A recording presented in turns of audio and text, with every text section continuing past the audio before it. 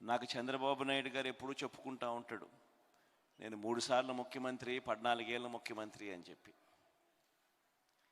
మీ బిడ్డ చంద్రబాబు నాయుడు మాదిరి 3 సార్లు ముఖ్యమంత్రి, 14 ఏళ్ళు ముఖ్యమంత్రి అని ఇంకా చెప్పుకునే స్థాయికి ఇంకా పోలేదు. కానీ ఒకటైతే ఖచ్చితంగా చెప్తాను, ఈ 58 నెలల కాలంలో చంద్రబాబు నాయుడు మాదిరి ఆయనకున్న నెగిటివ్ ఎక్స్పీరియన్స్ మాత్రం మీ బిడ్డకు లేదు.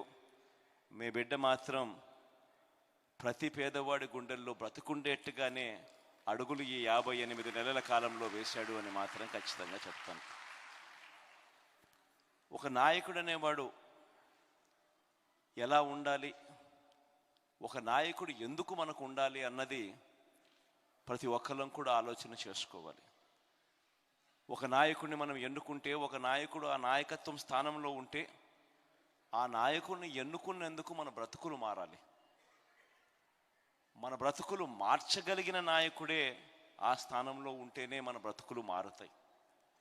అలా ఎన్నుకునేటప్పుడు మనం గన పొరపాటు చేస్తే రాబోయే 5 సంవత్సరాలు మళ్ళీ మనం చేయగలిగింది ఏముండదు. మన బ్రతుకులు అదే మాదిరిగానే మోసపోయి అంధకారంలోకే వెళ్ళిపోతాయి. కానీ అదే మనం తీసుకునే నిర్ణయం సరైన నిర్ణయం అయితే మన బ్రతుకులు 2 అడుగులు ముందుకు పడతాయి.